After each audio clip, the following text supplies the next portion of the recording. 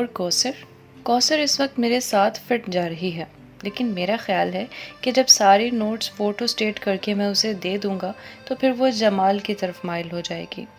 بکو مت، امجد نے سگریٹ سلگا کر کہا۔ احمق آدمی، جمال کے ابا جی وائس چانسلر ہیں، کوثر بیچاری کریئر بنانا چاہتی ہے اور وہ اس فیکٹ کو بھلا سکتی ہے کبھی؟ وہ کسی مرد کے انگوٹھے تلے زندگی بسر نہیں کرنا چاہتی۔ میرے لبوں پر سیمی کا نام آنا چاہتا تھا، لیکن امجد ادھر ادھر کی باتوں کے چٹخارے لے رہا تھا۔ میں سیمی کا نام کیسے لیتا؟ ویسے یار، یہ کوثر چوہی جیسی میرے دل کو بڑی لگی تھی پہلے پہل۔ اب کیا ہو گیا؟ میں نے سوال کیا۔ فائدہ ان کم بختوں کے پیچھے مرنے کا؟ دفع ہو جائیں گی تو خط کا جواب بھی نہیں دیں گی، بچوں کو گود میں بٹھا کر ٹوسٹ مکھن کھلائیں گی اور ہماری باتیں اپنے شوہروں کو سنا کر ہنسایا کریں گی۔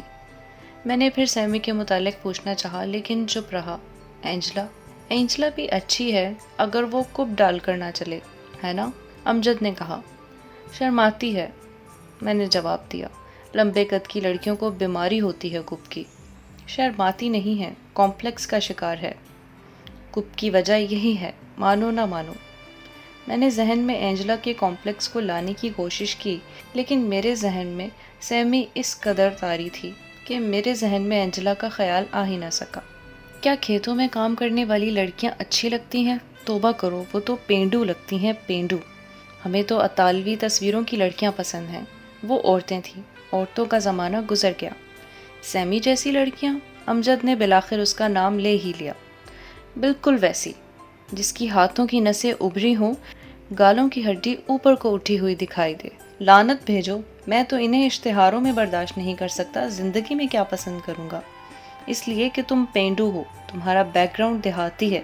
آفتاب بھارتی کی بوٹی ہے، پتہ نہیں اسے یہ مریل سیمی کیوں پسند ہے۔ امجد نے لمبا کش لگایا اور بولا، اور آفتاب کون سا آکسفورڈ کا پڑا ہوا ہے؟ بھارتی کی بوٹی کو سیمی پسند ہے۔ ایک دم آسمان سے بجلی گری اور میرے پرائز بانڈ پر غلط نمبر پرنٹ ہو گیا۔ آفتاب کو؟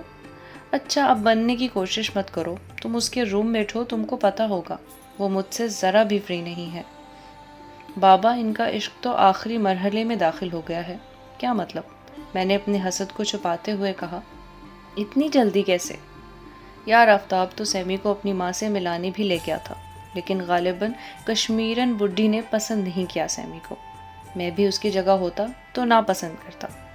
میرا جی چاہتا تھا کراٹے کا ایک ہاتھ اس کے جبڑے پر ماروں، لیکن اس وقت امجد مجھ سے بے حد دوستی کا اظہار کر رہا تھا۔ تم اس قدر غائب مت رہا کرو قیوم، کچھ کلاس والوں کے حالات پتہ ہونے چاہیے۔ 1 روپیہ ہے؟ میں نے جیب میں ہاتھ مارا۔ یار، منی بس والے ذرا لحاظ نہیں کرتے، ساری بڑی بسیں 10 پیسے لے کر سوار کر لیتی ہیں، لیکن یہ روپیہ لیتے ہیں پورے ماڈل ٹاؤن کا۔ اس پاکستان کا کیا بنے گا؟ وہ روپیہ لے کر چلا گیا، لیکن میں نہ پاکستان کے بارے میں سوچ سکا نہ بسوں کے متعلق۔ ان دنوں مجھ پر سیمی کے عشق کا دورہ پڑا ہوا تھا۔ جب عشق اظہار سے نہ واقف ہو تو اس میں اندر ہی اندر بہت زیادہ تبخیر پیدا ہو جاتی ہے۔ سیمی کی ہر بات کو غلط سمجھنا آسان تھا۔ وہ ہر لڑکی کو دلچسپی اور تجسس سے دیکھنے کی عادت تھی۔ جنس مخالف سے ایک خاص حد تک دوستی کو وہ اپنا پیدائشی حق سمجھتی تھی۔ وہ ان لڑکیوں میں سے تھی جو گھر آئی محبت کو سوغات کی طرح سمجھ کر تھینک یو کر کے رکھ لیتی تھی۔ مشکل یہ ہے، کبھی کبھی ایسے رویے سے معطوب عشق وہم میں مبتلا ہو جاتے ہیں، حالانکہ وہ صرف نائس ہو رہی ہوتی ہیں۔ ہم دونوں ایک ہی کلاس میں پڑھتے تھے، لیکن میری فیملی بیک گراؤنڈ کچھ ایسی تھی کہ میں نہ تو از خود کبھی اس کے ساتھ والی سیٹ پر بیٹھنے کی جرات کر سکا، نہ ہی باتوں میں اپنی قلبی کیفیت بیان کر سکا۔ میں اپنی جماعت کا فلاسفر تھا۔ وہ بڑی بڑی دیر تک میرے پاس بیٹھ کر باتیں کرتی رہتی، لیکن یہ تمام گفتگو علمی نظریات پر بالکل غیر ذاتی ہوتی۔ اس لیے میرا معمول تھا کہ میں کالج جانے سے پہلے ایک خط تحریر کرتا۔ اس میں اپنی تمام محبت کو کھلم کھلا ظاہر کرنے کی کوشش ہوتی۔ کالج سے واپسی پر یہ خط پھاڑ دیتا اور اپنی ڈائری میں احتیاط سے وہ تمام باتیں رقم کرتا جو اس کے اور میرے درمیان ہوتی رہتی تھیں۔ میں سیمی کے رویے سے کسی تشویش کا شکار نہیں تھا۔ میں تو الٹا اس نشاط کے سہارے زندہ تھا۔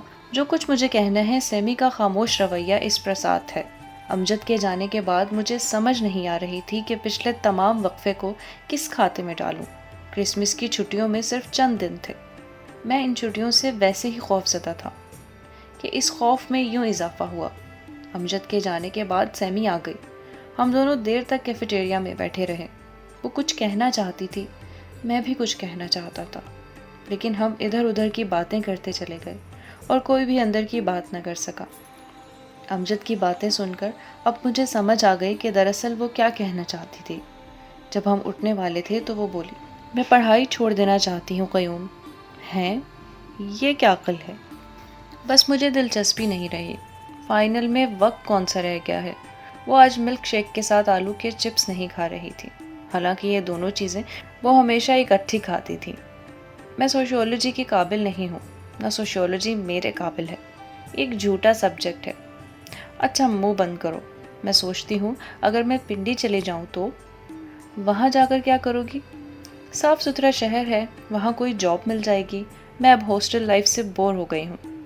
ہر ماڈرن لڑکی بہت جلدی بور ہو جاتی ہے، اس لیے میں نے اس کی بات کو سنجیدگی سے نہ لیا، لیکن وہ سنجیدہ تر ہوتی گئی۔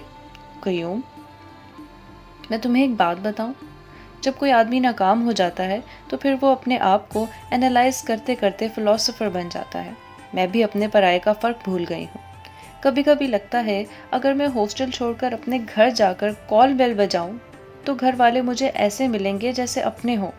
کبھی لگتا ہے کہ اگر میں اپنے گھر کے برآمدے میں جا کر کسی کو آواز دوں گی تو کوئی باہر نہیں نکلے گا، سب میری شکل دیکھ کر لوٹ جائیں گے، مجھے پہچان نہیں سکیں گے۔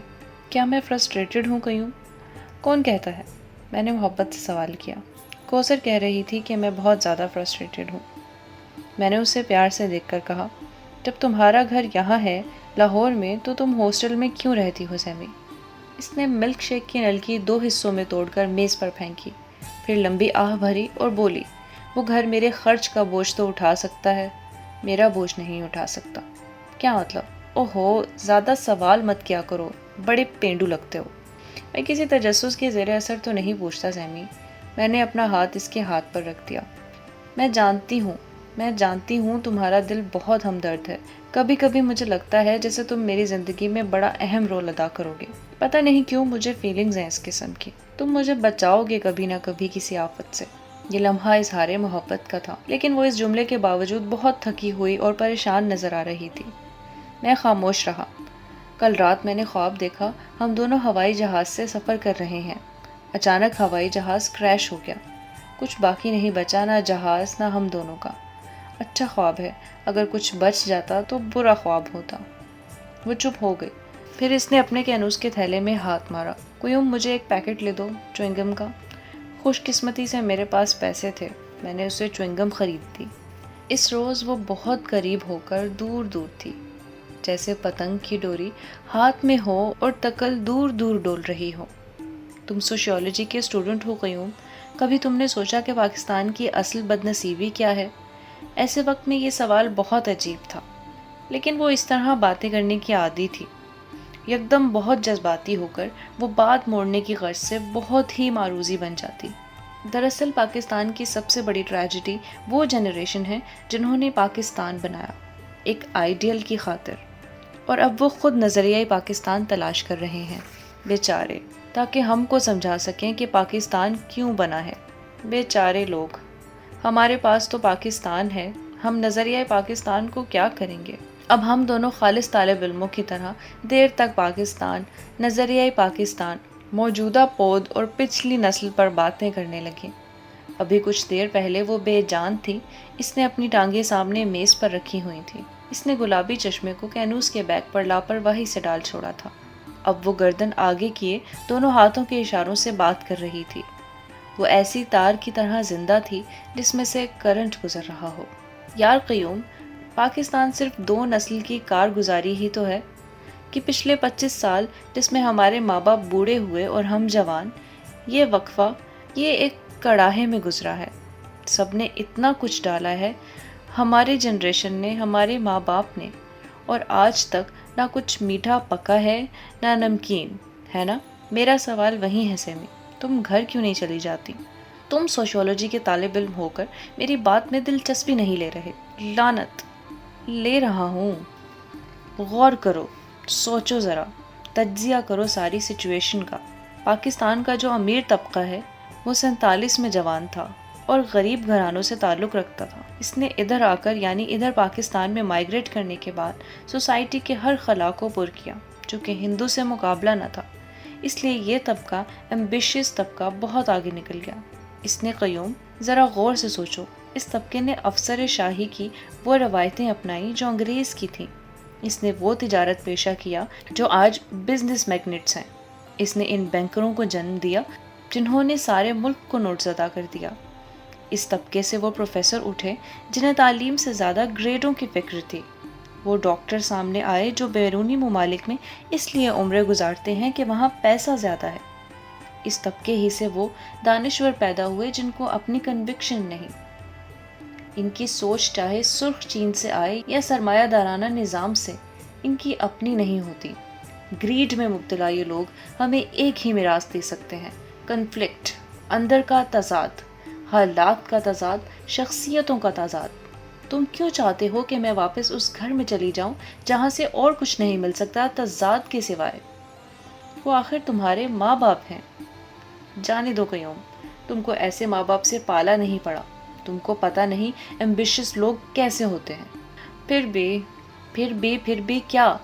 تم دینیات تو نہیں پڑھتے رہے کہ مجھے اخلاقی قدریں سکھانا چاہ رہے ہو؟ ایک دوست کی حیثیت سے،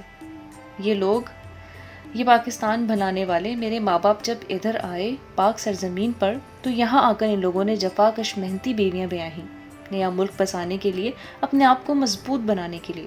یہ عورتیں مردوں کو مجاسی خدا سمجھتی تھیں، انہوں نے مردوں کا ساتھ دیا، غریبی دور ہوتی گئی، جیسے روشنی قریب آتی جائے تو سایہ چھوٹا ہوتا جاتا ہے۔ لیکن ایمبیشس آدمی کو یہ مار ہوتی ہے قیوم، وہ کسی جگہ جا کر حد مقرر نہیں کر سکتا۔ ان لوگوں کے بینک بیلنس بیرونی ممالک میں ہیں، لیکن یہ مرض الحرص میں مبتلا لوگ کمائے جاتے ہیں۔ ان کی بیویاں گھروں میں ہیں پر یہ عشق کیے جاتے ہیں۔ تمہیں پتہ نہیں، I have gone through all۔ 47 والی بیویاں بوڑھی ہو گئی ہیں، شوہروں کو کسی مقام پر پہنچانے کے بعد وہ اب ناکارہ ہیں، اور مجھ جیسی لومڑیاں پھرتی ہیں شہر میں، اور ان کے لیے ہر انگور کا گچھا میٹھا ہے۔ واہ کیا ڈرامیٹک بات ہے نا؟ آج تمہیں ہو کیا گیا ہے سیمی؟ کوثر ٹھیک کہتی ہے، میں فرسٹریٹڈ ہوں۔ دراصل میرے ماں باپ، میں کیسے سمجھاؤں قیوم، میرا باپ پاکستان بنانے والی پود کی طرح بوڑھا ہو رہا ہے۔ اس نے اپنی بوڑھی مردمیت کے سامنے دولت، کار، بنگلے، بینک بیلنس کی سکرین لگا کر اپنے آپ کو بہت پورٹنٹ کر لیا ہے۔ اس کا وقت لومڑیوں کے لیے ہے، بیٹی بڑا بوجھ لگتی ہے اسے۔ تمہیں اپنے باپ کے متعلق ایسی باتیں نہیں سوچنی چاہیے۔ اور میری ماں کے ہاتھ پلے کچھ نہیں، وہ اپنے آپ کو نہیں بچا سکتی، مجھے کیا بچائے گی؟ تم نے شہر کی لومڑیاں دیکھی ہیں جنہیں ہر بیوٹی شاپ فورن ایڈ پہنچاتی ہے؟ ان کے پاس نقلی پلکیں ہیں، کئی ہیئر پیس ہیں، میک اپ کے علاوہ آزادی ہے، ان سے میری ماں کیا لڑے گی؟ تمہاری ماں نے اجازت کیسے دی ہاسٹل میں رہنے کی؟ اوہ چھوڑو جی، میری ممی کسی بات کی اجازت نہیں دیتی، وہ کسی بات سے اگری نہیں کرتی، وہ سب کچھ مان جاتی ہیں۔ وہ شراب نہیں پیتی لیکن کاکٹیل پارٹیوں میں شریک ہوتی ہیں، میرے باپ کی مشاغل سمجھتی ہیں، لیکن اعتراض اس لیے نہیں کر سکتی کہ وہ ڈیڈی کو مجازی خدا سمجھتی ہیں۔ وہ بیوٹی پارلر سے حسن کاری کرواتی ہیں، لیکن دل سے ان کا عقیدہ ہے کہ کوئی بوڑھی عورت عمر سے لڑ نہیں سکتی۔ بھائی صاحب، ہم تو ایسے گھر میں رہتے آئے ہیں جہاں ایک ماں کو بوڑھا ہونے کی اجازت بھی نہیں ملتی، مجھے جوان ہونے کی اجازت کب ملے گی؟ تم کو کیا پتا ایسا گھر کیا ہوتا ہے؟ میری ماں بوڑھے ڈھانچے کی طرح نوجوان لومڑیوں کے برابر بھاگ رہی ہے، اور یہ سب کچھ، یہ میرے ماں باپ، ان کی زندگی اتنی مزاح کا خیز ہے، اتنی بچکانہ ہے کہ میں اس میں نہیں جا سکتی واپس، کبھی نہیں۔ بتاؤ، جب ماں ہی بیٹی سے ڈرتی ہو تو اجازت کون دے گا؟ میں کس سے اجازت لے کر ہاسٹل آتی؟ بتاؤ نا، کبھی ماں ڈری ہے بیٹی سے؟ حد کرتی ہو تو۔ ڈرتی ہے وہ ماں جو 47 میں جوان تھی، آج اپنی بیٹی سے ڈرتی ہے۔ اپنے گھروں میں بیٹیاں حکومت کرتی ہیں، ڈیڈی کی کار، ڈیڈی کی توجہ، ڈیڈی کی چیک بک، سب کچھ بیٹی کے لیے ہے، بیٹی کی سہیلی کے لیے ہے، سہیلی کی سہیلی کے لیے ہے۔ میں اپنی ماں سے پیار کرتی ہوں قیوم، تم کو کیا پتا میں اس کو ملک کا صدر بنا کر خود پرائم منسٹر بننا نہیں چاہتی۔ بڑی دیر وہ خاموش رہی۔ گھروں میں کچھ جھوٹا سچا دبدبا ہونا چاہیے، جھوٹا سچا پیار، ورنہ ہاسٹل بہتر ہے۔ وہ یکدم اٹھ کھڑی ہوئی، پھر اس نے اپنا ہاتھ میرے کندھے پر رکھا۔ آج میں نے تمہیں بہت بور کیا ہے نا؟ ذرا بھی نہیں، میں تو صرف یہ سوچ رہا تھا تم کتنی صاف اردو بولنے لگی ہو۔ ہاں وہ بھی ہے۔ وہ اٹھ کھڑی ہوئی۔ جا رہی ہو سیمی؟ ہاں، سوشیولوجی ایم اے کا بھی کچھ فائدہ نہ ہوگا، یہ بھی بڑا ہاکس ہے، میری ممی ڈیڈی کی طرح۔ کچھ دیر وہ کھڑی رہی، پھر بولی، دیکھو آفتاب ملے تو میرا سلام کہنا۔ جس وقت سیمی رخصت ہوئی، میرے وہم و گمان میں بھی نہ تھا کہ وہ کالج سے ہمیشہ کے لیے جا رہی ہے۔ جس وقت اس نے سلام بھیجوایا، تب بھی مجھے شبہ نہ گزرا کہ کوئی عجیب بات ہونے والی ہے۔ حتیٰ کہ جس وقت میں نے آفتاب کو سیمی کا سندیسہ دیا، اس وقت بھی خیال نہ آیا کہ یہ سیمی کے کالج کا آخری دن تھا، وہ میرے ساتھ آخری دوپہر تھی۔ سیمی تمہیں سلام بھیجوا رہی تھی؟ اچھا، لا تعلقی سے آفتاب نے کہا۔ ہم دونوں نے ایک دوسرے کو لمحہ بھر کے لیے دیکھا، پھر چپ ہو گئے۔ شاید آفتاب کو بھی معلوم نہ تھا کہ سیمی ہاسٹل چھوڑ کر پنڈی جا چکی ہے۔ کچھ دن سیمی کا چرچا رہا، ہم جماعت اس کا ذکر کرتے رہے، لیٹ فیس والوں کے ساتھ بورڈ پر اس کا نام نظر آتا رہا۔ پھر اچانک آفتاب کی منگنی ہو گئی۔ کلاس کو ایک نیا موضوع ہاتھ آ گیا۔